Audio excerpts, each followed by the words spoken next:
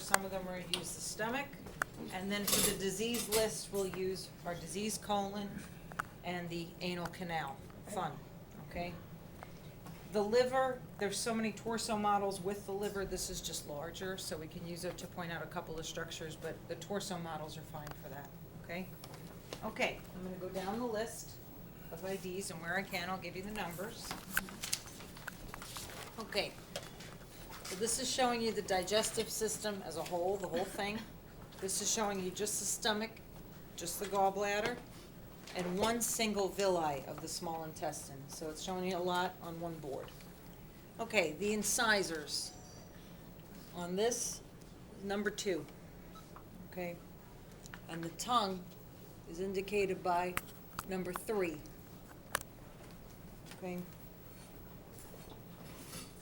Now the salivary glands, you have parotid, submandibular, and I want you to add sublingual salivary gland. Okay. Now on the flat panel, it only shows you 2 of the 3. So number 4 on this flat panel is the parotid salivary gland.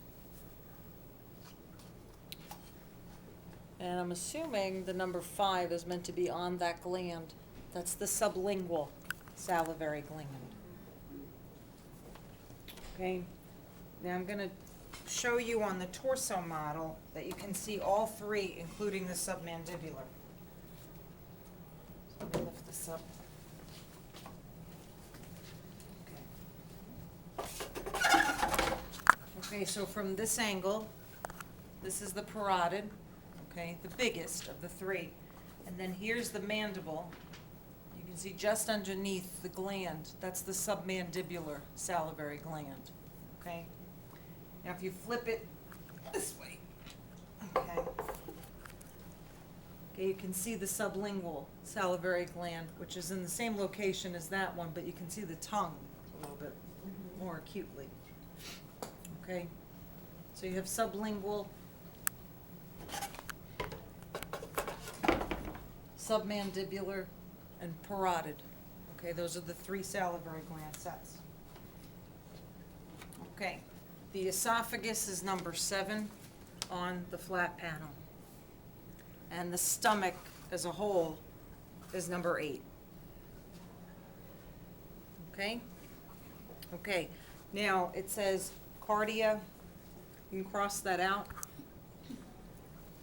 We want the esophageal sphincter, the fundus, pylorus, and pyloric sphincter. Okay? Okay. I'm going to show you on the stomach model. You can see the sphincters a little more clearly on this, okay? The esophageal sphincter. If I tilt this like it's coming flat towards you, right here there's a ring of muscle that is a bridge between the esophagus, which would be connected here, and the stomach. This ring of muscle here is the esophageal sphincter. Okay, this region of the stomach, this top section, okay, right here where my hand is, that's the fundus of the stomach, this top space. So the sphincter is here, fundus. Okay, now if we go to the other end, the other side of the stomach,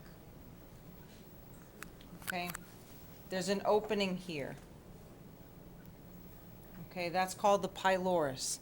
The pylorus is the opening between the stomach and the small intestine. So it would be right here, this space. Surrounding the pylorus is a ring of muscular tissue. That's the pyloric sphincter. Anytime I'm referring to the sphincter on the exam, I would be pointing to the darker red muscle tissue, because the sphincter is muscle. It's not the opening. Okay? If I'm pointing to the space and say, what is this space? Okay, that's a region like the pylorus. The pylorus is the opening. The pyloric sphincter controls movement through the pylorus. Okay, and then obviously you can see this is the whole body of the stomach. Okay.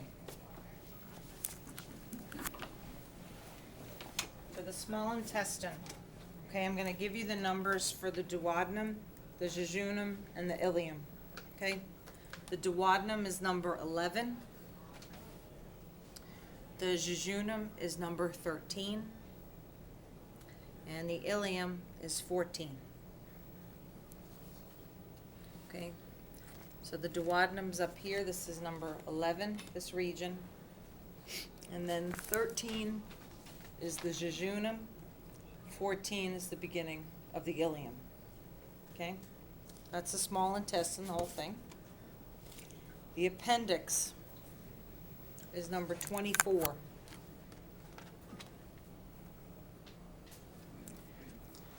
The cecum is number 16.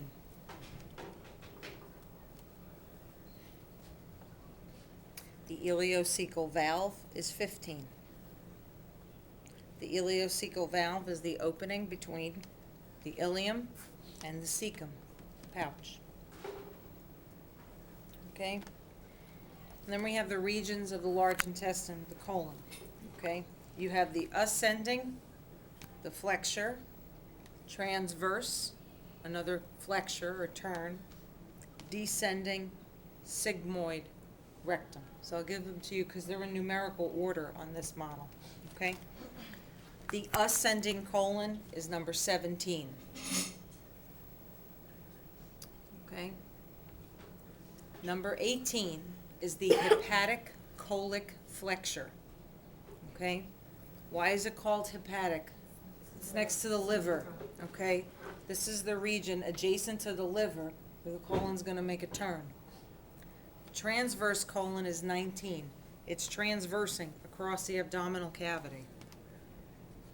Number 20 is the splenic colic flexure. The spleen is not shown here, but it would be here, okay? So there's the splenic colic flexure. It's just a term. The descending colon is number 21. Okay, as we descend further into the pelvic cavity, the colon curves to make like an S. That's number 22. That's the sigmoid colon. Okay, so we have cecum, ascending, hepatic colic flexure, transverse, splenic colic flexure, descending, sigmoidal, sigmoid, S. Okay? Then we reach this guy, which is the rectum, 23. Okay? Okay. Obviously, this is the anus, which we'll get to, all the purple and goo that's going on in here. Okay. Okay, the next thing says liver, the falciform ligament. Now you can see this on all the liver models, but I'm going to show you on this one. Okay. So the whole thing is obviously the liver. Do you see this white? It looks like a white ridge kind of running down the middle of the liver here. That's the falciform ligament. This is the ligament that holds the liver in the abdominal cavity. It suspends the liver in the abdominal cavity and connects it to the diaphragm. Okay, it's right here. So you can only see that on the posterior side? Yes. Okay. Now you can see it here. It's on the torso models as well. Okay. I'm going to pick this one up, but you could pick up any torso model. It doesn't matter. Right where you think it should be. Right around here would be the diaphragm, okay, rib cage diaphragm. This is suspended, it's touching the diaphragm. So it's right up here, okay, which makes sense. Okay. Then we have the gallbladder and the pancreas.